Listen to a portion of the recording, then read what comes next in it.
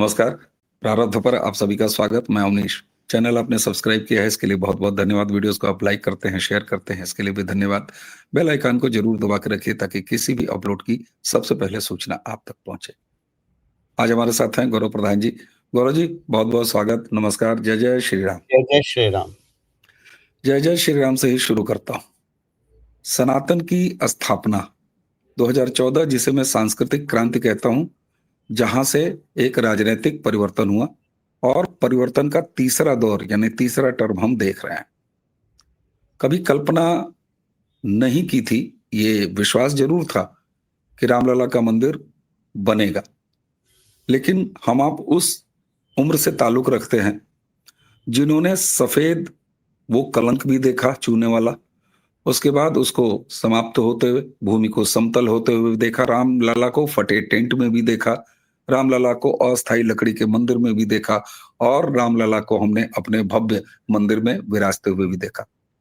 मंदिर जब पूर्ण हो जाता है, पूरी तरीके से पूर्ण हो जाता है, तो जो अंतिम रिचुअल होता है, रिचुअल तो हमेशा चलते हैं, लेकिन निर्माण के समय का जो रिचुअल होता है वो होता है धर्म ध्वजा का आरोहण। कल अयोध्या श्री रामलला विराजमान के मंदिर में वो धर्म ध्वजा भी फहरा उठी।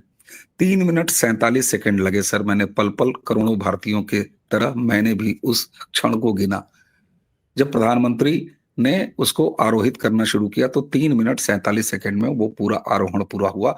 और अगर मैं उसको विचारों को शब्द दे पाऊं तो मैं सिर्फ इतना ही कहूंगा कि भारत के हिंदू राष्ट्र होने का झंडा वो कल भारत की भूमि पर और भारत की सांस्कृतिक राजधानी अयोध्या की जमीन पर खड़ा हो गया।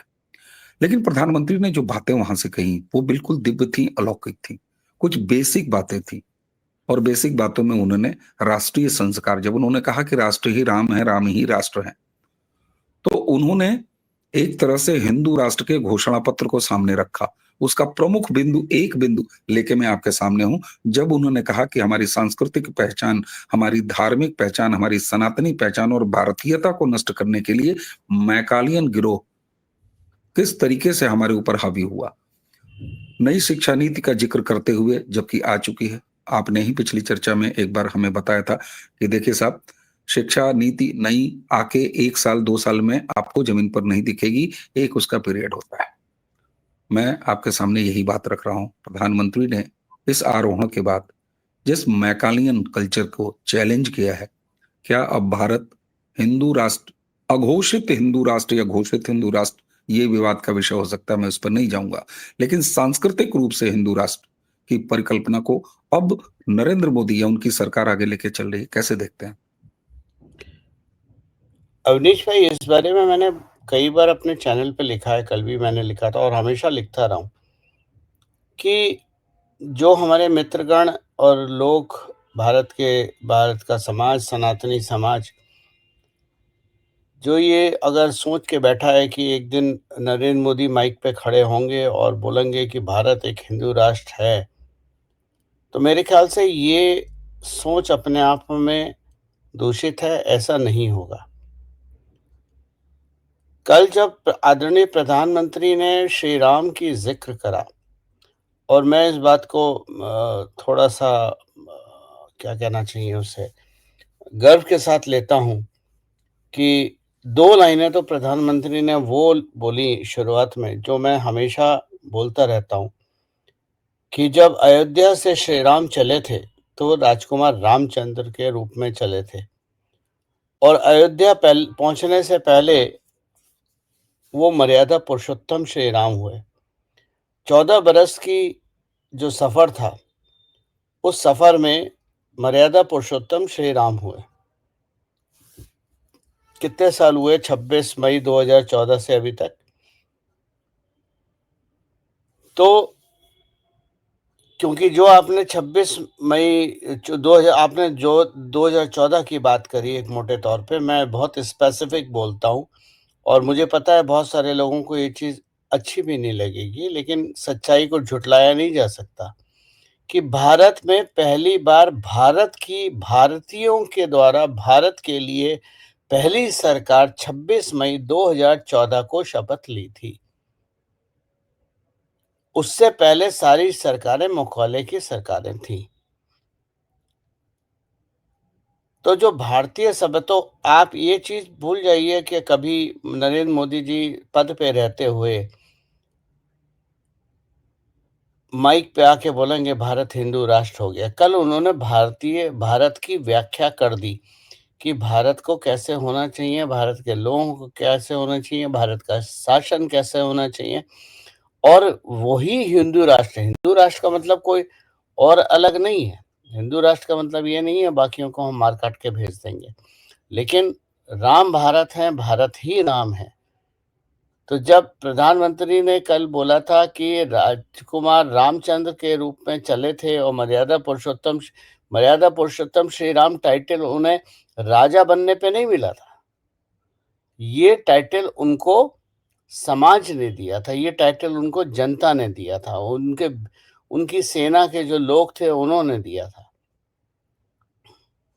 इसीलिए मैं कहता हूँ कि आदरणीय नरेंद्र मोदी जी के लिए जो भी आप समझना चाहें आज समझ लीजिए। लेकिन नरेंद्र मोदी जी का जो असली चरित्र के दर्शन हैं, वो आपको नरेंद्र मोदी जी के पद छोड़ने के 10 साल बाद पता चलेंगे। और ये उनकी सेकंड लाइन थी कि भगवान श्री राम का चरित्र ही रामायण है। और यही मैं अपनी क्लासेस में सिखाता हूँ कि चरित्र का जब मैं बोलता हूँ कि माँ रामायण है,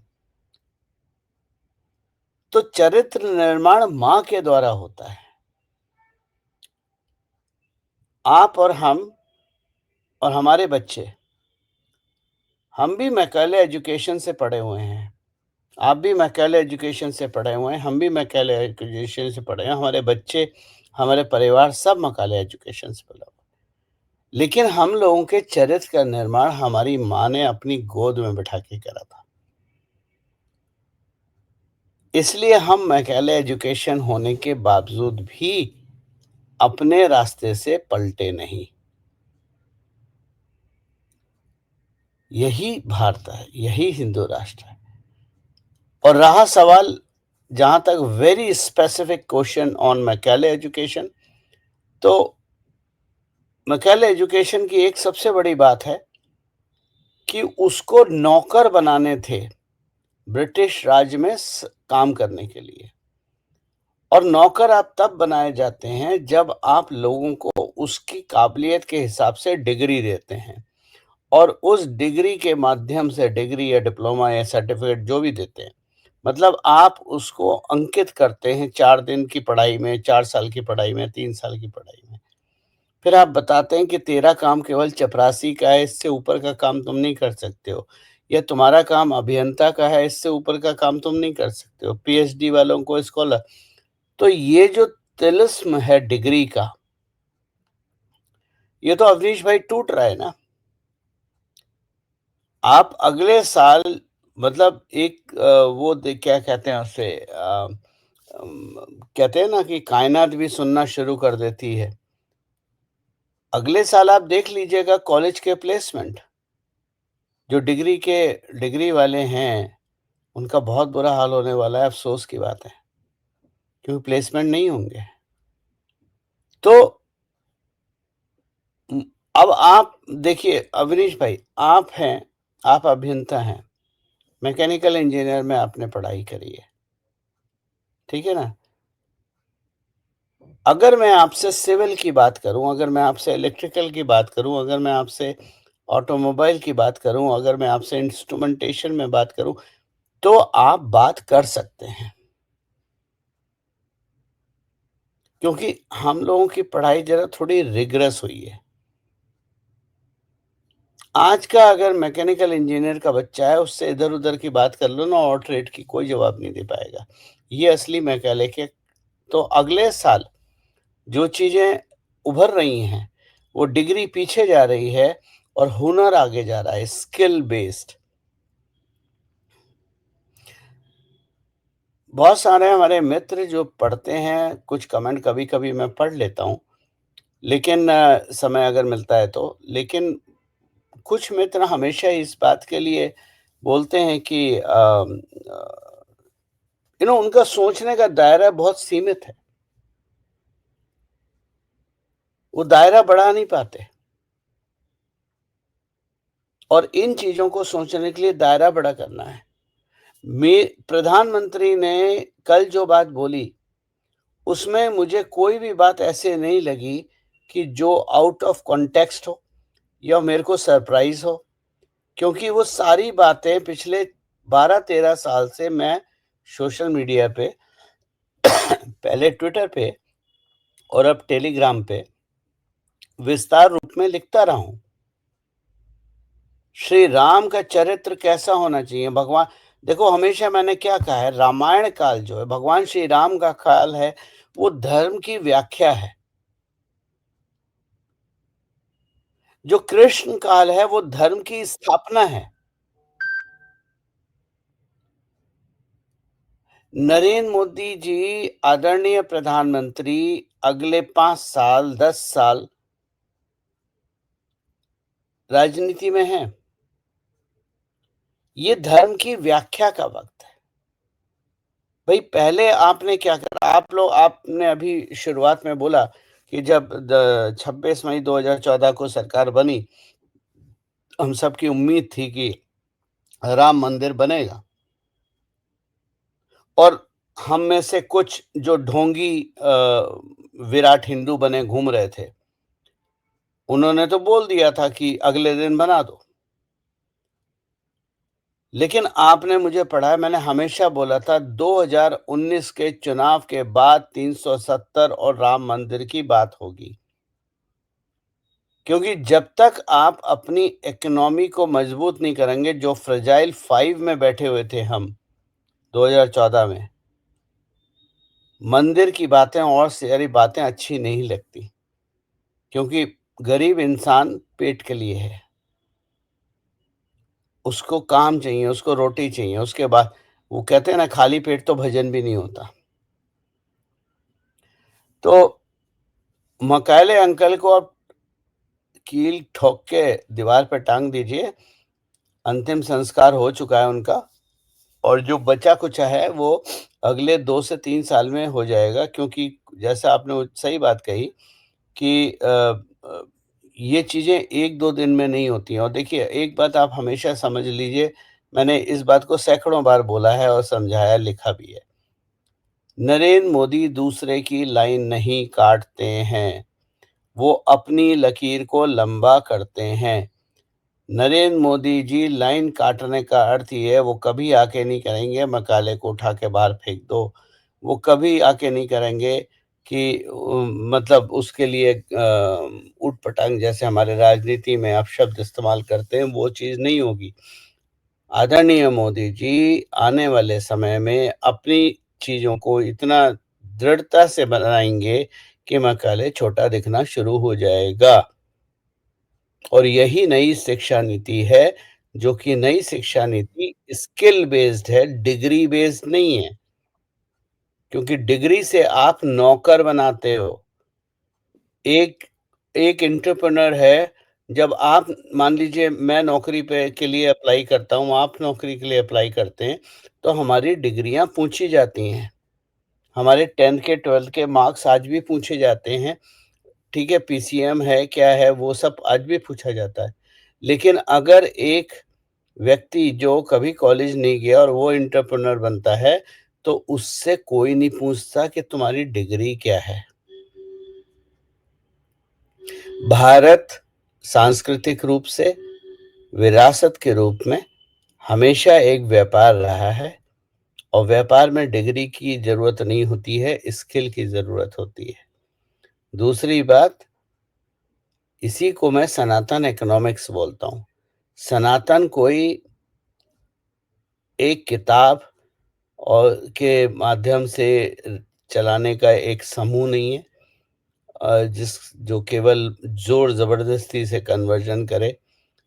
सनातन धर्म है।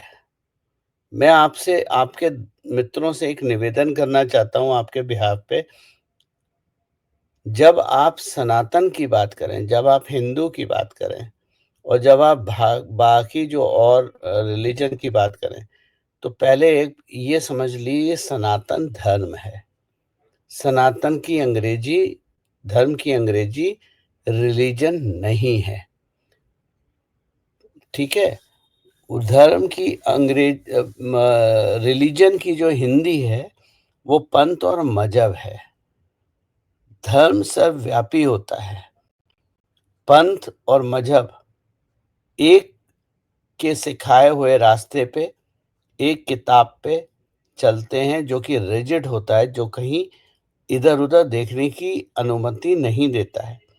सनातन धर्म एक लाइब्रेरी है, जहाँ आप श्री राम को भी फ़ॉलो कर सकते हैं, श्री कृष्ण को भी कर सकते हैं, चाणक्य को भी कर सकते हैं और 33 कोटि देवी-देवता। नाउ 33 कोटि का अर्थ 33 करोड़ नहीं होता, 33 प्रकार देवी-देवता।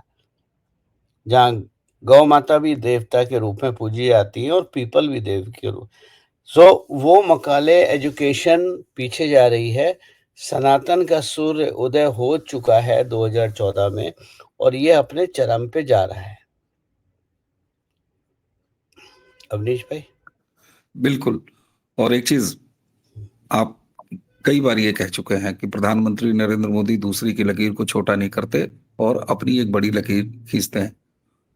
तो सस्ती बहसों में मैं देख रहा हूं, जब से प्रधानमंत्री ने मैकाले गिरोह के सुई चुभाई है, तो ये हो रहा है कि साहब आप क्या करेंगे? अंग्रेजी हटा देंगे? अंग्रेजी हटा देंगे तो फिर क्या करेंगे? लेकिन नई शिक्षा नीति में प्रधानमंत्री ने क्या किया? भारतीय भाषाओं में, यहां तक कि इंजीनियरिंग और मेडिकल की पढ़ाई, जितनी भी भारतीय भाषाएं हैं इंक्लूडिंग हिंदी, तमिल और बाकी भाषाओं में, ये बड़ी लकीर खींचना ही तो है गौरव जी। और जब ये देखिए, सस्ती बहस चलाते हैं कि आप अंग्रेजी हटा देंगे तो कैसे आपका काम चलेगा, तो बड़ी लकीर खींची जा चुकी है। आपने कहा ना, वो आके नहीं कहेंगे मैकाले को फेंक दो, उन्होंने एक ऑप्शन डेवलप कर दिया है। एक दिन आएगा भारतीय भाषाओं में ये सारी विधाएं, सारे कौशल, सारी पढ़ाई, सब कुछ आगे आ जाएगी और अंग्रेजी वहीं कहीं पड़ी रहेगी काम चलाने के लिए। देखिए, मैं अंग्रेजी और भाषाओं के युद्ध में नहीं जाता, नहीं, ठीक है? सस्ते लोग ये काम कर रहे हैं पिछले 24 नहीं, नहीं। घंटे से, जब से प्रधानमंत्री ने सुई चुभाई है। देखिए, इन लोगों पे ध्यान देना अवनीश भाई आपकी मजबूरी है, आप एक चैनल चलाते हैं, आपको देखना ज़रूरी होता है कौन क्या कर रहा है। मेरी कोई मजबूरी नहीं है और मेरे पास इतना समय भी नहीं है कि इन लोगों को मैं पढ़ूँ या देखूँ या सुनूँ। मैं सही बताऊँ, बहुत सारे लोग बोलते हैं आपने यहाँ का पढ़ दिया, वहाँ का पढ़ दिया। सच्चाई ये है कि मैं कुछ नहीं खोलता। आज भी आपने बात करी, मैं थोड़ा रात भर काम कर रहा था, मैं 12 बजे सोया था दोपहर को। तभी मैंने आपको बोला मैं 30 मिनट में उठ रहा हूँ, थोड़ा उठने में टाइम लग रहा है, ठंड बढ़ गई है। तो मेरे और उठ के नहा के मैं सीधा आपके सामने नहा धो के स्वच्छ होके आपके सामने आके बैठ गया। मैंने कुछ नहीं पढ़ा है, ना किसी को देखा है, ना ये यूट्यूब चैनल। देखो सबको अपना धंधा चलाना है, ठीक है? तो उनको कुछ ना कुछ मसाला तो परोसना है। पर वही है, अब कुछ लोग अंग्रेजी के बाहर नहीं सोच पाते। मैं अंग्रेजी लिखता हूँ, मैं अपने चैनल पे अंग्रेजी में लिखता हूँ, मैं फ़ेसबुक पे या पहले ट्विटर पे अंग्रेजी में लिखता था। तो लोग मेरे को आके बोलते थे बहुत सारे, जैसे लिंक्डइन है, लिंक्डइन पे मैंने एक बार अंग्रेजी में लिखा। मतलब क्या हमेशा ही लिखता हूँ, उसपे मैं हिंदी नहीं यूज़ करता, इंग्लिश में ही लिखता हूँ। ग्लोबल कम्युनिटी है वहाँ पर। तो किसी ने लिखा कि you need to go through English classes and learn grammar. तो मैंने उन व्यक्ति से, वो किसी स्कूल के टीचर थे, जो उन्होंने कमेंट करा था। मैंने कहा that's perfectly fine, right? Let me tell you my achievement, what I have achieved with my broken English और my corrupt grammar. I have done a business of $48 billion in my last 30 years of my career, 11 global awards, 6 patents, and headed 3 Fortune 10 companies. Please tell me your achievement with your correct English. शून्य। तो हमारे समाज में इस तरह के लोग हैं कि अगर आपको अच्छी अंग्रेजी बोलना नहीं आता है, तो आपको नीची, मतलब हीन भावना से वो देखते हैं। अगर मैं सही बोल रहा हूँ, हीन भावना से आपको देखते हैं नीचे की तरह। जब मैं भारत में नहीं था, बड़ी सीधी-सी बात है, 24 घंटे अंग्रेजी बोलता था, अपनी टीम के साथ अंग्रेजी बोलता था, अपने ऑफ़िस में अंग्रेजी बोलता था। आज मैं भारत में हूँ, मेरे साथ जितने लोग काम करते हैं सब हिंदी बोलने वाले हैं, तो मैं अंग्रेजी की टाँग क्यों तोड़ूँ भाई? मैं अपनी मातृभाषा में बोलूँगा। रहा सवाल सोचने की क्षमता, कोई भी मनुष्य अपनी मदर टंग में सबसे अच्छा सोच सकता है। अंग्रेजी में सोचोगे तो कहीं नहीं पहुँचोगे। तो अगर आप अवधी हो, आपकी भाषा अवधी है, तो आप अवधी में सोचोगे। अगर आपकी भाषा तमिल है, तो आप तमिल में सोचोगे। आपका जब हम इंग्लिश बोलते हैं या कोई भी भाषा मुँह हमारे मुख से निकलती है, तो वो एक कम्युनिकेशन टूल है, सामने वाले को समझाने के लिए। लेकिन हमारे देश में पिछले 70 साल में ठोक-ठोक के ये बता दिया था कि अगर आप इंग्लिश नहीं आती है, तो मतलब आप किसी काम के नहीं हो। वो चीज़ बदल रही है। बिल्कुल साहब, बिल्कुल बदल रही है। और एक चीज़ और, अगर मैं इतिहास पे चला जाऊँ तो दर्शकों को जो 2 छोटी-छोटी बातें याद दिला देता हूँ। जनता पार्टी की सरकार जब 70s में आई, उससे पहले आप सिविल परीक्षा अंग्रेजी के अलावा और किसी भारतीय भाषा में नहीं दे सकते नहीं थे। देते हिंदी थे। इंट्रोड्यूस हुआ, हाँ, एक उदाहरण।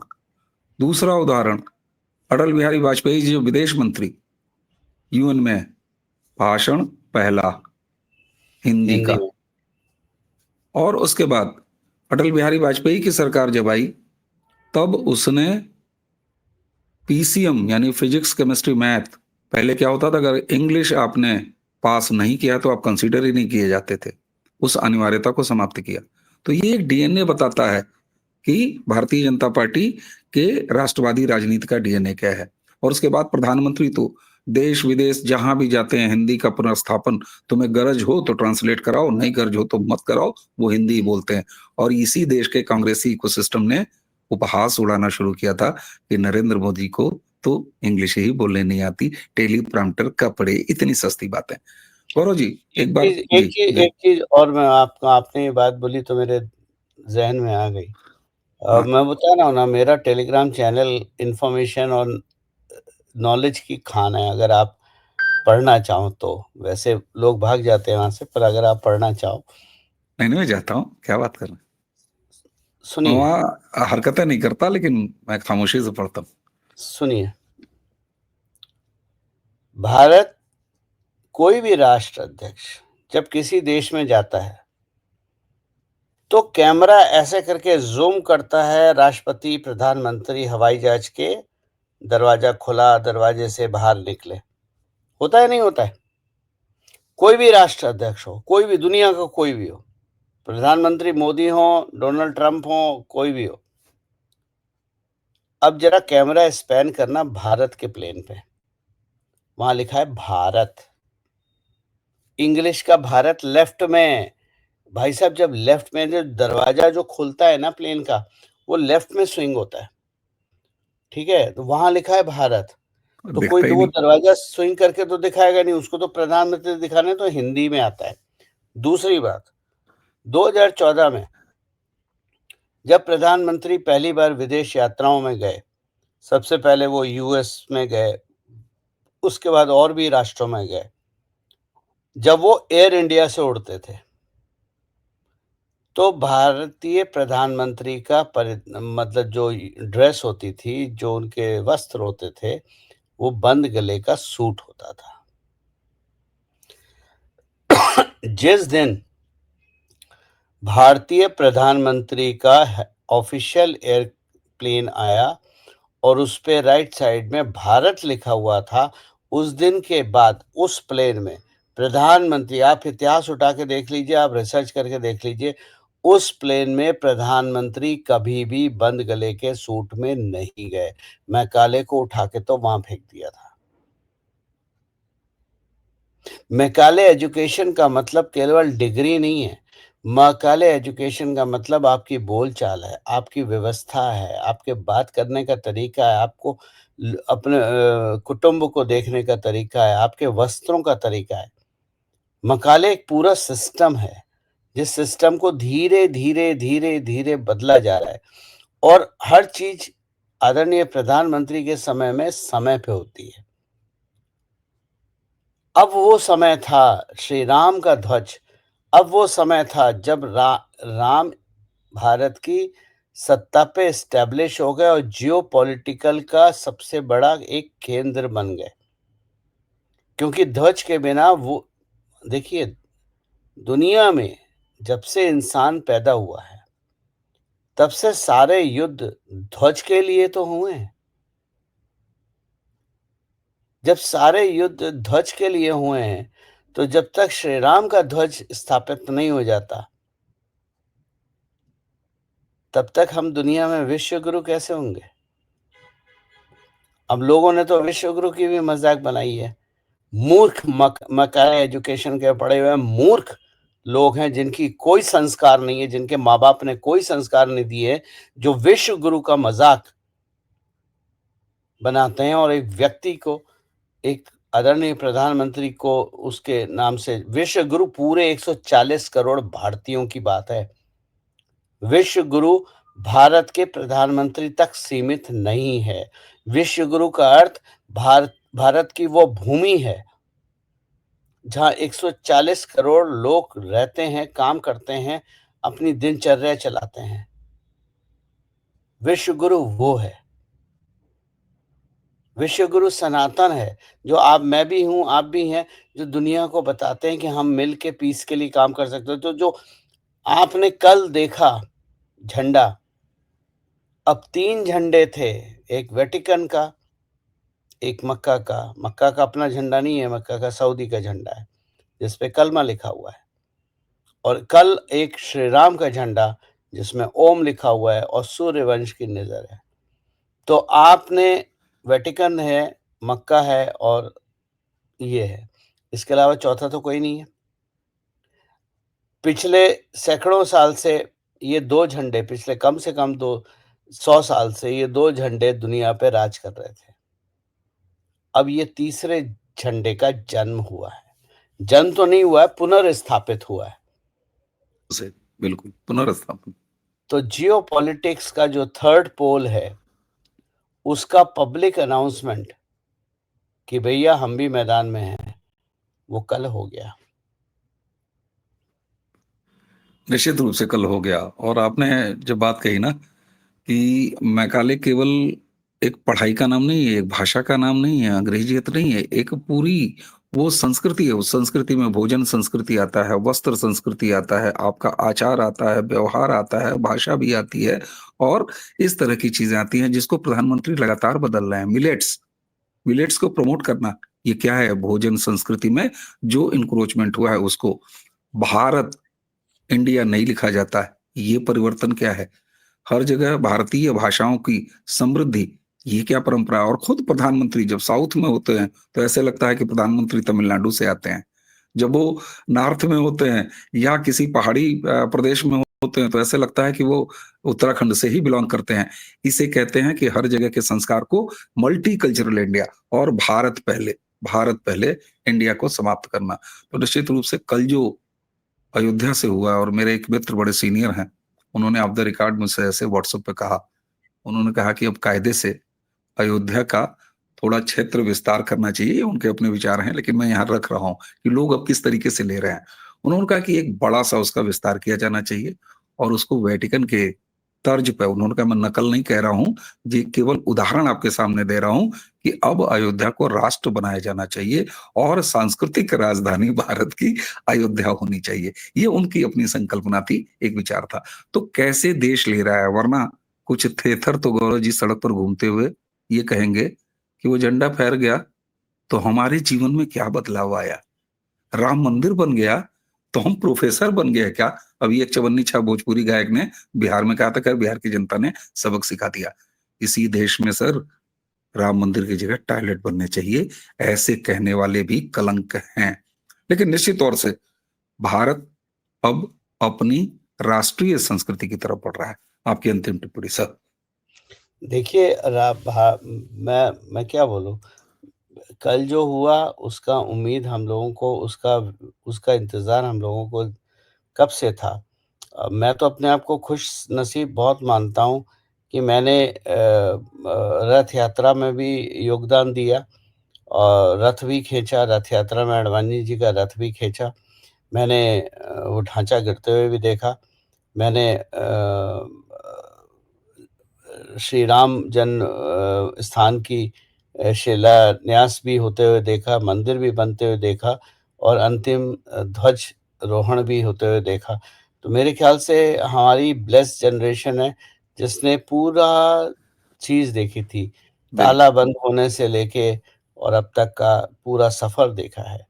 लोगों का क्या है, लोगों का सोच छोटी होती है, लेकिन आप देखिए मैं जो मेरी लीडरशिप क्लासेस होती है, मैंने लीडरशिप क्लासेस में जो आता है उसको पता है मैं क्या पढ़ाता हूँ। जो नहीं आया है और जो अफ़ोर्ड नहीं कर पाता उसको वो मज़ाक के बनाते हैं।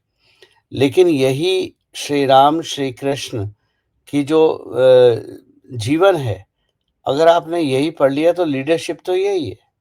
तभी मैं बोलता हूँ महाभारत और रामायण पूजा रूम में गीता और रामायण पूजा रूम में रखने वाली पुस्तकें नहीं हैं। इनको अपने ऑफ़िस की टेबल पे, अपनी वर्किंग टेबल पे रखिए, क्योंकि रामायण से आपको चरित्र सीखने को मिलता है, टीम वर्क सीखने को मिलता है, बहुत सारी चीज़ें सीखने को मिलती है और पेशेंस सीखने को मिलती है और जो गीता है, उससे धर्म स्थापना आपको सीखने को मिलती है कि धर्म संगत होके भी धर्म की स्थापना कैसे देखी जाए। अगर आप नरेंद्र मोदी जी को देख लीजिए, तो जैसे बिहार चुनाव हुआ, बिहार चुनाव में जो एक एक्सक्यूज़ जो एक बहाना हारा हुआ विपक्ष सुना रहा है आजकल, वो ये सुना रहा है कि महिलाओं को 10,000 रुपए दिए थे। अब ये चीज़ क्या टेक्निकली गलत है? मैं टेक्निकल की बात कर रहा हूँ, मैं और किसी की बात नहीं कर टेक्निकली गलत है, नहीं गलत है। क्योंकि कंटीन्यूअस स्कीम थी, जिसमें 10,000 रुपए आए थे और इसको सुप्रीम कोर्ट ने ठप्पा भी लगा दिया था। ठीक है ना? अब इसका एग्ज़ाम्पल क्यों क्यों मैंने दिया? मैंने इसलिए दिया, धर्म स्थापना, धर्म के मापदंड और धर्म की रेखाओं और मर्यादाओं के अंदर रहते हुए काम करना ही धर्म स्थापना है। धर्म की मर्यादाओं के बाहर जाके अगर आप करते हैं, तो फिर वो जो पंथ है और मज़हब लोग काम करते हैं, वो होता है। तो सनातन धर्म, धर्म की मर्यादाओं के अंदर इसीलिए श्री राम को हमेशा भई श्री राम को रावण को खत्म करने के लिए लंका जाने की ज़रूरत थोड़ी ना थी, विभीषण के लिए थोड़ी ना थी। लेकिन उन्होंने सफ़र बनाया ना, क्यों बनाया? क्योंकि धर्म की व्याख्या तभी हो सकती है जब लोग साथ हों आपके। तो सभी को मेरी तरफ से जय जय श्री राम। ये देश राम का है, ये देश राम का रहेगा। सनातन को खत्म करने वाले पिछले 1000 साल से कोशिश कर रहे हैं, नहीं कर पाए हैं और आगे भी नहीं होगा। सनातन अनंत है और अनंत ही रहेगा और आप सबको मेरी तरफ से बहुत-बहुत शुभकामनाएँ कि भारत विश्व गुरु के रास्ते पे चल गया। धर्म के बिना वो रास्ता असंभव था। तो बिल्कुल साहब, वो रास्ता नहीं संभव था, एकदम नहीं संभव था। और आपने ये महिलाओं को 10,000 रुपए वाली बात की, मेरे पास ऐसे आंकड़े हैं, कभी विस्तार से बात करूँगा, लेकिन आधा सेकंड में बता देता हूँ, आधा सेकंड तो नहीं, आधे मिनट में बता देता हूँ। जो कहते हैं कि 10,000 से वोट मिल गए एनडीए को, तो साहब सवा करोड़ के आसपास आरजेडी को मिले हैं। अगर उनमें से 50% महिलाएं हैं तो 50 लाख आरजेडी को मिले वोट, उनको 10,000 नहीं मिले। वो क्यों नहीं आके पड़ गए एनडीए को? कांग्रेस को भी, मुझे याद नहीं है, लेकिन 30-40 लाख वोट कांग्रेस को मिले हैं। उनमें से 40 में से 20 लाख ऐसी महिलाएं रही होंगी ना, अगर 50% ले लें, उनको 10,000 नहीं मिले, फिर उनके मत क्यों नहीं पड़ गए एनडीए को? तो ये बेहुदा ज तर्क है सर। जब तक और मैं बहुत ज़िम्मेदारी से ये बात बोल रहा हूँ, जब तक भारत में कांग्रेस का वजूद रहेगा और जब तक भारत में कांग्रेस को एक भी वोट पड़ेगा, मैकाले सिस्टम खत्म होना संभव नहीं होगा। मैकाले को खत्म करना और भारतीय संस्कृति को स्थापित करने के लिए स्थापित, मैकाले का सिस्टम खत्म होना ज़रूरी होगा। मेरे पास कोई कन्फर्मेशन नहीं है, लेकिन मैंने एक चीज़ सुनी थी कि सोनिया गांधी जी को हिंदी बोलने वाले नेता पसंद नहीं हैं। हम्म। मेरे पास कोई हम्म। कन्फर्मेशन नहीं है। मैंने किसी सभा में किसी व्यक्ति द्वारा मतलब पॉलिटिशियन द्वारा कही हुई बात हम्म। बता रहा हूँ कि अंदर की बात है कि वहाँ पर उनको हिंदी बोलने वाले लोग पसंद नहीं है। और अगर ये बात गलत है, तो भाई रामनाथ कोविंद से लेके और अभी जो हमारी द्रौपदी मुर्मू जी महामहिम राष्ट्रपति हैं, सोनिया गांधी तो मिलने नहीं गई ना। बिल्कुल। और रोमन में लिखी हुई हिंदी पढ़ती हैं, क्या बात कर रहे हैं? कितनी बार उसको सार्वजनिक रूप से देखा गया है। सोनिया गांधी जो भी पढ़ बोलती हैं वो हिंदी रोमन में लिखी होती है। रोमन में लिखी होती है। तो जी। भारत की असली संस्कृति का उदय कल हुआ है। आप सबको बहुत-बहुत शुभकामनाएँ। आइए मिलके भारत बनाते हैं, मैकाले नहीं। बिल्कुल और सर। चलते-चलते गौरव जी। हाँ अवनीश जी भाई, जी। जी जी। मैकाले एजुकेशन का सिस्टम का एक तरीका ये भी है कि हम मैकाले में अंग्रेजी कैलेंडर को मानते हैं। तो समय आएगा धीरे-धीरे कि हम हिंदी कैलेंडर की तरफ जाएँ, लेकिन उस समय के बीच में हम नहीं भूलें कि आपको बहुत-बहुत जन्मदिन की शुभकामनाएँ अंग्रेजी कैलेंडर के हिसाब से। धन्यवाद सर। सभी दर्शकों को भी प्रणाम। गौरव जी आपको भी बहुत बहुत बधाई। और वाकई भारत अब हिंदू राष्ट्र लिखने की कोई आवश्यकता नहीं है। गौरव जी का नाम गौरव है, अवनीश का नाम अवनीश है। यहाँ माथे पे लिखने की आवश्यकता नहीं है। हम वर्दी पहन के चल के यहाँ नेम प्लेट लिखवाने की आवश्यकता नहीं है। तो भारत की जो मूल संस्कृति है वो सनातन है, हिंदू है। भारत बाय डिफॉल्ट एक हिंदू राष्ट्र है और कल उसका अभ्युदय हो गया, उसकी पुनर्स्थापना हो गई। गौरव जी आपको बधाई के साथ ही समय देने के लिए बहुत बहुत धन्यवाद। दर्शकों इसी के साथ मुझे यानी अमीश और गौरव जी दोनों को आज्ञा दीजिए। हाँ, चैनल को सब्सक्राइब आपने किया है, वीडियोस को लाइक करते हैं, शेयर करते हैं, इसके लिए आपको बहुत बहुत धन्यवाद। चैनल के बेल आइकन को जरूर दबाइए ताकि गौरव जी का अवतरण, इन्होंने मुझे अवतरण दिवस की बधाई दी, तो गौरव जी का जब वीडियो पर अवतरण हो प्रारब्ध के इस मंच पे तो आपको सीधे बैरंग लिफाफे वाली सूचना पहुंच जाए, नोटिफिकेशन पहुंच जाए। गौरव जी एक बार फिर आपको बहुत बहुत शुभकामनाएं, बहुत बहुत बधाई और बहुत बहुत धन्यवाद के साथ मुझे और जय गौरव जय जी श्री को अब राम। आज्ञा दीजिए। नमस्कार। जय जय जय जय श्री राम। आज आज पहले आप नंबर 1 आ गए जय जय श्री राम बोलने में, इसलिए मैं कई बार बोलूंगा जय जय श्री राम।